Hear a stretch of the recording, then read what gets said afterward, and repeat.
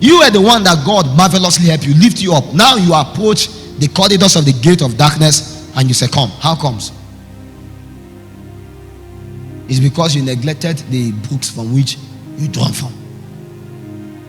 And so the counsel that Solomon gave here was that we should remember the Lord our God in the days of evil, because there is an evil day that comes.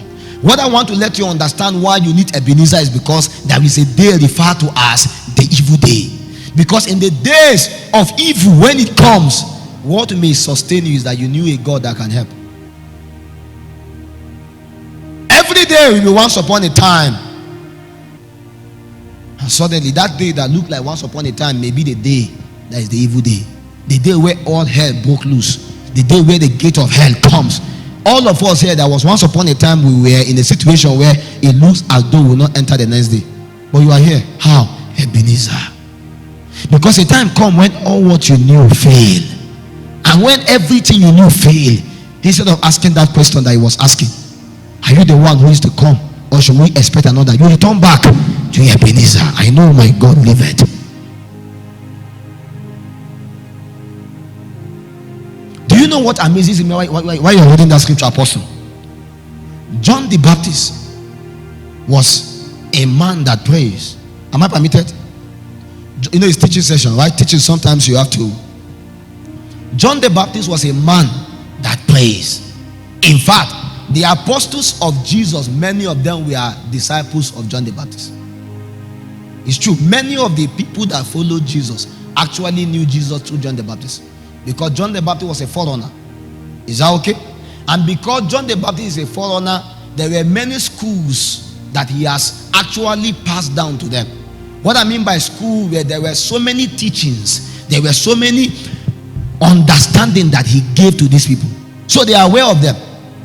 In fact, according to while Jesus was praying, the apostles asked him, he said, teach us to pray as John taught disciples to pray.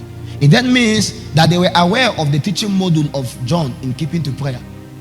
And the first question we have to ask ourselves was that John the Baptist actually teach prayer. Because if he taught prayer, that means that they have entered into the reality of prayer sufficiently well. What do you think he was doing in the wilderness? It's not, you see, he baptized, but he also prayed. If he came in the order of Elijah, we knew what Elijah do. The testimony of Elijah was that from the books of his prayer, all kinds of things were happening. I told you, prophets of that time, they didn't just attend prophetic school, they were bettered from the crucible of prayer. That they knew that they were part of the teaching that they cannot do by impartation is done while they expose themselves to prayers. Then prayer brings them to those realities where their possibility are bettered upon. You cannot tell me you know who you are just because they pray and tell you an evangelist. When you begin to pray, you now realize it was a lie. It's not because you wanted them to not be right, but truly speaking, your true reality is only known in the place of prayer. And no man can tell you your calling. You don't believe me? Jesus will have to appear and tell you, this is what I have called you to be. And you see, you don't define a tribe in the spirit by its name, you define it by its operation. So the kind of operations that working in your life as you begin to journey with God define who you are. So in real sense, you don't choose it, it defines you, it chooses you. So you can't just wait because I'm an apostle. No, there is a garment that chooses you as you begin to advance in the spirit. So John exposed this reality to people and they were defined. And so when Jesus Christ came, when John pointed, then those that were actually wired to be the apostles, by default they just followed. And by the time they begin to follow, he now begin to do further teachings and schooling and equipping upon them. But what wondered them was that they were with Jesus, and yet again they could not pray.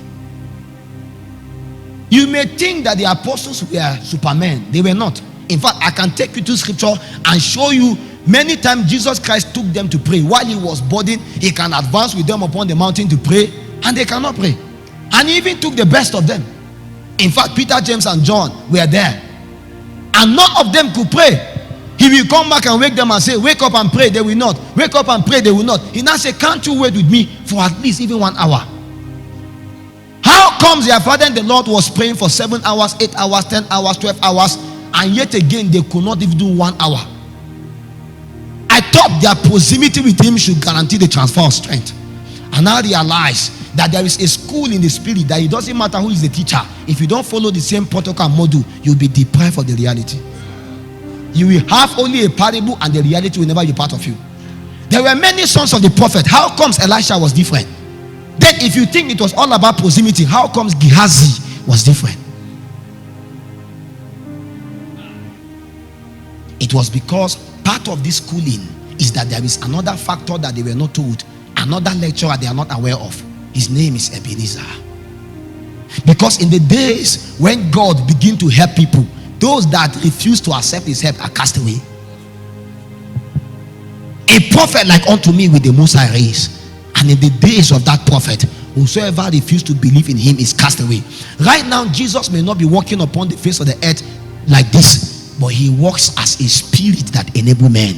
Romans chapter 8, I told you, we don't even know how we should do this spiritual escapade, but there is an enablement that helps us.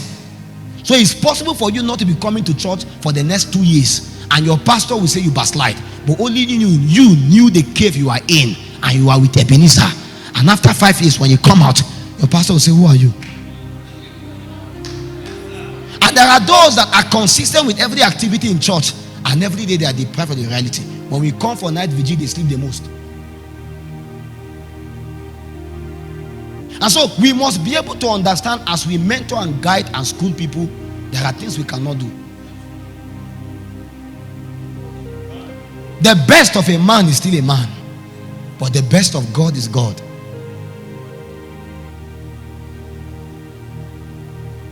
Do you know God, or do you know man? Because there are days when men fail. In the days when men fail, you beckon upon Ebenezer. But woe unto you in the day you need the strength of God, you don't know him. So the Bible says, if you fail in the days of battle, it's not because the battle is fierce, it's because your strength is small. It then means that it's possible for men's strength to be small. And the challenge is that can happen in the days of battle.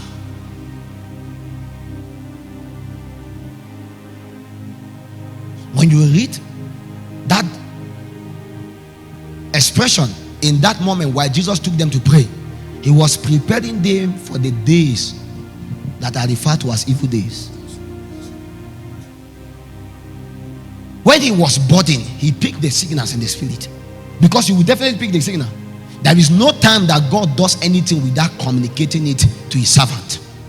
In fact, sometimes even if you are backslided, God will still cast some burdens upon you, peradventure for the sake of what is going on.